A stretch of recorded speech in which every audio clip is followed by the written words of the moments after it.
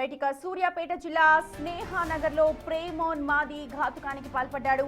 ప్రేమించిన యువతి దూరం పెడుతోందంటూ ఆమె ఇంట్లోకి దూరి సుత్తితో యువతి తలపై గట్టిగా కొట్టాడు. దాడిలో యువతికి తీవ్ర గాయాల పాలైంది. ప్రస్తుతం ఆమె పరిస్థితి విషమంగా ఉంది అని పోలీసులు చెప్తున్నారు.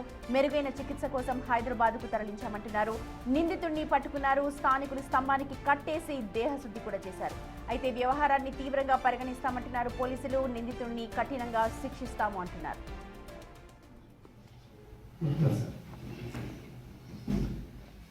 స్పందన అనే యువతి మీద అశోక్ అనే వ్యక్తి, మహేష్ అనే వ్యక్తి దాడి చేయడం జరిగింది. ఆమెకు తలకు తీవ్ర గాయాలు జరగడం వల్ల ఆమెను తదుపరి చికిత్స గురించి హైదరాబాద్కు తరలించడం జరిగింది. అయితే స్పందనకు మహేష్తో ఒక 8 సంవత్సరాలుగా తెలుసు. ఒకే మండలానికి చెందిన వాసులు, అదేవిధంగా దూర బంధువులు. ఈ మధ్య స్పందన మహేష్ను అవాయిడ్ చేస్తుందనేది ఉద్దేశంతో మనసులో పెట్టుకొని ఒక పథకం ప్రకారం ఒక సుత్తెను కొనుగోలు చేసి ఇంట్లో ఎవరు లేని సమయాన్ని ఎంచుకొని ఆమెపై తీవ్రంగా దాడి చేయడం జరిగింది. తీవ్రంగా పరిగణిస్తున్నాం. ఇలాంటి వ్యక్తులపై కఠినమైన చర్యలు తీసుకుంటాం. ఎట్టి పరిస్థితుల్లో కూడా ఉపేక్షించేది లేదు. తొందరగా అతని నిందితుని అదుపులోకి తీసుకొని కోర్టు ముందు హాజరుపరచడం జరుగుతుంది. రైట్, మా ప్రతినిధి రమేష్ జాయిన్ అవుతున్నారు. రమేష్, ప్రస్తుతం ఆ బాలిక పరిస్థితి ఎలా ఉంది? స్పందన పరిస్థితి విషమంగానే ఉన్నట్లు తెలిసింది. హుటాహుటిన హైదరాబాద్ ప్రైవేట్ ఆసుపత్రికి కూడా తరలించడం జరిగింది. స్పందన ఎల్ఎల్బి చేస్తుంది. అదేవిధంగా మహేష్ ఇతను కూడా గ్రూప్ కు ప్రిపేర్ అవుతున్నారు. ఇద్దరు 8 సంవత్సరాల నుంచి కూడా వీరిద్దరి మధ్యలో ప్రేమ వ్యవహారం నడుస్తుంది. దూరపు బంధువులే. అంతా కూడా గతంలో ఆ పెళ్లి విషయంపై ఇరువురి కుటుంబంలో కూడా పంచాయతీ కూడా నడిచింది. అమ్మాయి కుటుంబ సభ్యులు పెళ్లికి ఒప్పుకోకపోవడంతో కూడా అమ్మాయి కూడా మహేష్ ని కొంతకాలం నుంచి దూరం పెడుతూ వచ్చింది. మహేష్ గ్రూప్స్ ప్రిపేర్ అవుతున్నారు. అమ్మాయి స్పందన ఎల్ఎల్బి చేస్తున్నారు. ఇద్దరు కూడా ఎడ్యుకేటెడ్, మంచి అంతా కూడా తెలిసిన వారే, దగ్గరి బంధువులే. ఇద్దరు కూడా దగ్గరి బంధువులే. పెళ్లి కూడా చేసుకోవాలనుకున్నారు. కానీ అమ్మాయి ఇంట్లో కూడా పేరెంట్స్ ఒప్పుకోకపోవడంతో గత కొన్ని నెలల క్రితమే పంచాయతీ కూడా పెట్టడం జరిగింది. మా అమ్మాయి జోలికి రావద్దు, మా అమ్మాయిని పెళ్లి చేసేది లేదు కూడా అని కూడా పేరెంట్స్ చెప్పడం జరిగింది. అప్పటి నుంచి కూడా ఆ తల్లిదండ్రుల మాటలతో కూడా ఈ అమ్మాయి కూడా అతన్ని దూరం పెట్టింది. అప్పటి నుంచి కూడా ఫోన్ కాల్స్ చేయొద్దు, తన వెంట పడొద్దని కూడా చెప్తూ వచ్చింది. అది మనసులో పెట్టుకొని వాళ్ళ అక్క ఊరికి వచ్చింది. అక్క గ్రామానికి రావడం జరిగింది. అక్క జాబ్ కు వెళ్ళిపోయింది. అక్క ఇంట్లో ఒక్కతే ఉన్నటువంటి సమయంలో, సూర్యాపేట స్నేహ కాలనీలో ఇంట్లో ఒక్కతే ఉన్నటువంటి సమయంలో ఇతను పథకం ప్రకారమే ముందే ఆమెని హత్య చేయాలని వచ్చినట్టు కూడా తెలుస్తుంది. పోలీసులు చెప్తున్నటువంటి సమాచారం ప్రకారం ఇతను సుత్తే కొనుగోలు చేయడం జరిగింది. సుత్తె కొనుగోలు చేసి కూడా ఇంట్లో ఒక్కరికి ఉన్నటువంటి విషయం తెలుసుకొని కూడా సుత్తెతో దాడి చేయడం జరిగింది. గతంలో చాలా వరకు మనం చూడడం జరిగింది. ఎవరన్నా చంపాలనుకుంటే కత్తితో చంపడం, అదేవిధంగా మెడ కోసివేయడం, అలాంటి ఘటనలు చూడడం. కానీ ఇతను ప్లాన్ ప్రకారమే, ఒక పథకం ప్రకారమే సుత్తే కొనుగోలు చేయడం, ఒక వెబ్ సిరీస్ లో మాదిరిగా ఏ విధంగా దాడి చేస్తారు, హత్య చేస్తారు, అవన్నీ కూడా ముందే అతను ప్లాన్ గానే వచ్చినట్లు కూడా తెలుస్తుంది. ఆమెకు ఇప్పుడు తలకు అయినటువంటి గాయం చిన్నగా కనిపించి అక్కడ బ్లీడింగ్ కనిపిస్తున్నా కానీ ఆమె పరిస్థితి మాత్రం విషమంగానే ఉన్నట్లు కూడా. రమేష్, ఇరువురి కుటుంబ సభ్యుల్లో ఎవరైనా మాట్లాడారా? ఎవరైనా అందుబాటులో ఉన్నారా? ఎందుకంటే ఇద్దరు దూరపు చుట్టాలు. ఎందుకు దూరం పెట్టారు? ఎందుకు వద్దనుకున్నారు? గ్రూప్స్ కి ప్రిపేర్ అవుతున్నాడు, ఉద్యోగం లేదా? కారణం ఏ ఉంటుంది? అంటే ఇంత దారుణం జరుగుతుందని ఊహించకపోయి ఉండొచ్చా కుటుంబ సభ్యులు?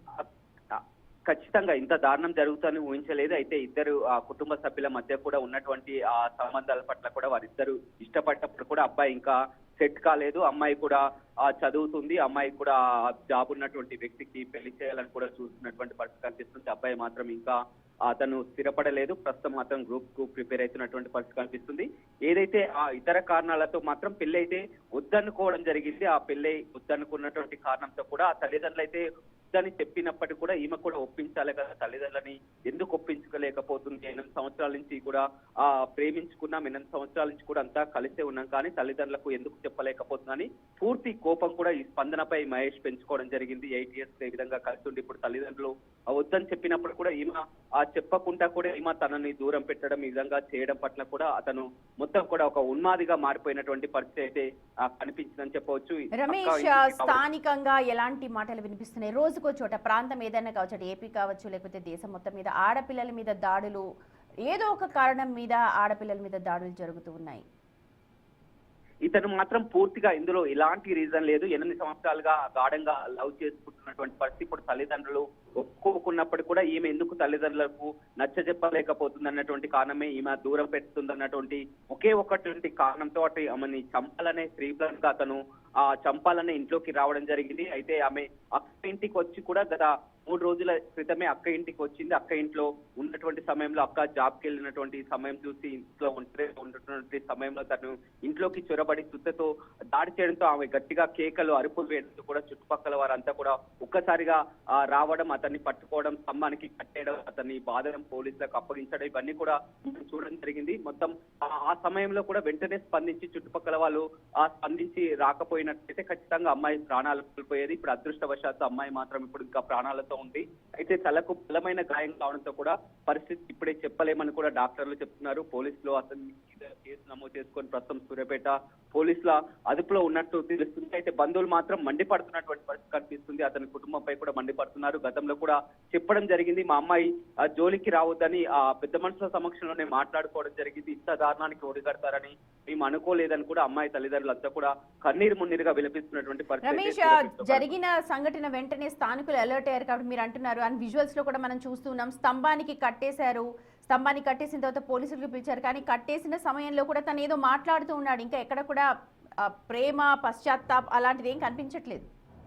మొత్తం కూడా అతను ఒక సైకో మాదిరిగా, మొత్తం ఒక ఉన్మాది మాదిరిగా మారుతున్నటువంటి పరిస్థితి. మనం అతని పేరు చూస్తేనే తెలుస్తుంది. చుట్టుపక్కల వారంతా కూడా పట్టించుకొని చూస్తే ఇక్కడ కొనుగోలు చేస్తావు, అసలు చంపాల్సినటువంటి పరిస్థితి, దాడి చేయాల్సినటువంటి పరిస్థితి ఏంటని అంత గట్టిగా అరుస్తున్నప్పటికీ కూడా అతను ఒక సైకో మాదిరిగా అతని మొహం కదలికలు చూసినా కానీ మనకు అర్థమవుతుంది. అతని బిహేవియర్ లో చాలా వరకు ఎప్పటి నుంచి ఒక పథకం ప్రకారం ప్లాన్ వేసుకున్నట్టు కూడా తెలుస్తుంది.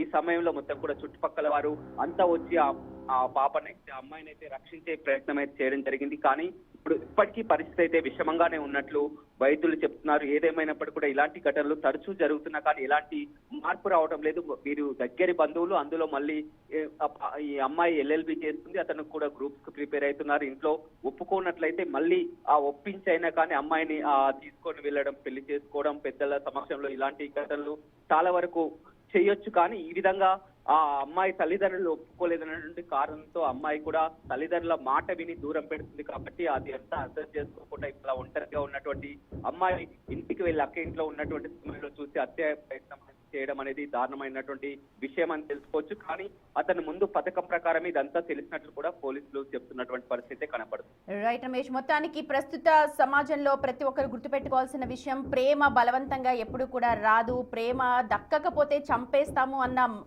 ఉన్మాదం పెరిగిపోతోంది ప్రస్తుతం ప్రతి ఒక్కరిలో కూడా. ఆ ఉన్మాదం తగ్గాలి. ప్రేమ అన్నది బలవంతంగా ఎవరి నుంచి కూడా కోరుకోవడానికి వీల్లేదు. పరస్పర అంగీకారంతో ప్రేమ చిగురిస్తుంది. ఈ ఒక చిన్న లాజిక్ ని ప్రస్తుతం ప్రతి ఒక్కరు కూడా మర్చిపోతున్నారు. అందుకే ఎక్కడ చూసినా సరే పగా ప్రతీకారాలు పెంచుకుంటూ అవతల వారిపై దాడులు చేస్తున్న ఘటనలు ఎక్కువై